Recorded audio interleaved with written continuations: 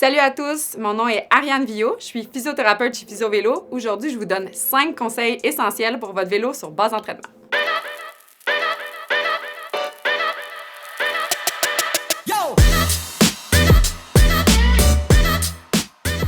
Premier conseil, c'est super important de mettre votre vélo à niveau. Donc, on ne veut pas que vous glissiez vers l'avant ou vers l'arrière. Donc, c'est super simple. En fait, vous allez prendre un galon mesuré et on va mesurer la distance entre le sol et le centre de votre essieu, de votre roue. Donc, on devrait avoir la même mesure sur la roue avant et la roue arrière. Et on peut faire aussi le même processus à droite et à gauche de la roue pour s'assurer que le vélo n'est pas croche, donc il n'est pas penché latéralement.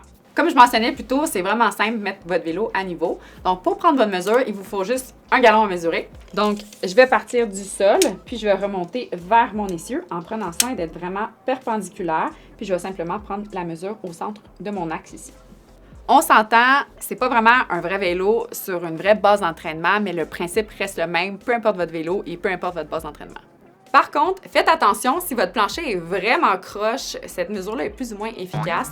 Donc, si vous avez fait préalablement un bike fitting, je vous conseille d'essayer de retrouver votre mesure d'angle de selle. Donc, vous pouvez tout simplement mettre un carton sur votre selle avec un inclinomètre puis essayer de reproduire l'angle que vous avez. On s'entend, si vous n'avez pas touché à votre positionnement après votre positionnement vélo, votre selle est censée être au même niveau qu'elle était quand vous étiez en clinique. Donc, si vous voulez savoir si votre vélo est à niveau, vous pouvez regarder si votre selle est au même niveau que la mesure qu'on avait prise. Donc, pour l'angle de notre selle, on vient mettre notre planche sur notre selle. On vient mettre notre inclinomètre numérique dessus. C'est pas grave si vous n'en avez pas à la maison. Vous pouvez tout simplement télécharger une application sur votre téléphone. Donc, il en existe plusieurs. En général, c'est gratuit. On vient le déposer à plat sur la planche et on a notre mesure. Dans la même ordre d'idée, si vous avez eu un bloc qui venait avec votre trainer, si votre plancher croche, encore une fois, ça ne fonctionnera pas parce que c'est fait pour vraiment être sur un plancher qui est à niveau. Il y a certains trainers qui viennent avec des ajustements intégrés, donc on va pouvoir régler latéralement et de manière frontale notre vélo, mais des fois, malheureusement, on ne peut pas changer la position du trainer. Donc à ce moment-là, je vous recommande de mettre des petits shims, soit au niveau de la roue en avant ou au niveau du trainer en arrière. C'est simple, on peut simplement prendre soit des livres ou des cartons. Deuxième conseil, c'est important de protéger votre vélo. Donc, je vous conseille tout simplement de mettre une serviette sur votre guidon en avant. Donc, quand on est à l'intérieur, il n'y a pas de vent, donc on sue et ça tombe vraiment directement sur notre cockpit. Donc, la sueur peut vraiment s'infiltrer au niveau de nos pièces et le sel crée de la corrosion qui fait vieillir nos pièces plus rapidement. Il existe aussi des accessoires faits pour ça en bike shop, mais sincèrement, la serviette, ça fonctionne vraiment bien. Encore une fois, ici, c'est pas un vrai vélo, donc on n'a pas vraiment une vraie colonne de direction, mais en général, quand on sue, ça va tomber directement au niveau de notre colonne de direction. Donc, la sueur va s'infiltrer au niveau de ces vis-là, puis va s'infiltrer aussi sous notre guidoline qui n'est pas là présentement. Donc, c'est simple, on fait juste mettre notre serviette comme ça. Avant notre prochain point, je laisse Guillaume vous parler de nos nouveaux cours en ligne. Donc, si vous êtes intéressé d'approfondir votre connaissance, allez voir ça. Lorsqu'on veut prendre en charge des cyclistes en clinique, faire leur bike fitting, leur étude posturale, c'est vraiment important d'acquérir des connaissances qui sont basées sur la science.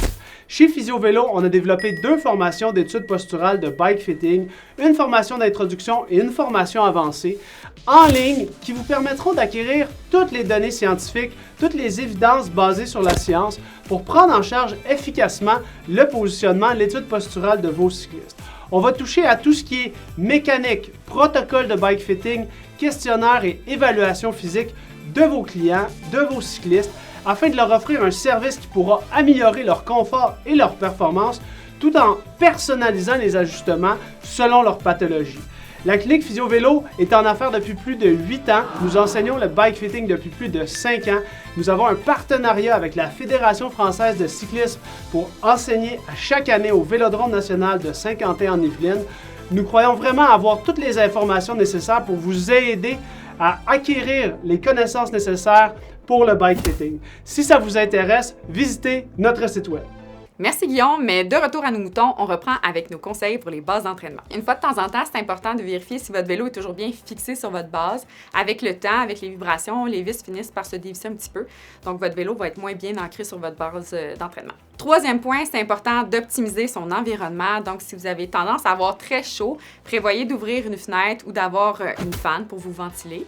Aussi, c'est important d'avoir vos écrans qui ne sont pas trop hauts. Donc, en général, on a tendance à utiliser notre télévision et elle a tendance à être un petit peu plus haut que le regard quand on est sur notre vélo. Donc, essayez d'avoir votre TV à la hauteur de votre regard ou même un petit peu plus bas. Quatrième conseil, c'est important de changer souvent de position. En général, à l'intérieur, on a tendance à rester souvent assis sur notre selle et de ne pas se lever comme quand on est à l'extérieur.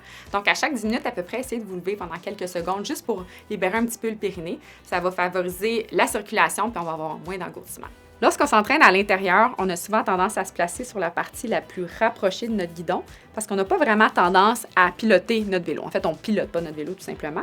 Donc, c'est important de se placer aussi dans ses cocottes et dans ses drops pour rester adapté à ces positions-là, étant donné qu'on est plus penché. Cinquième conseil, et non le moindre, c'est important d'augmenter son entraînement progressivement.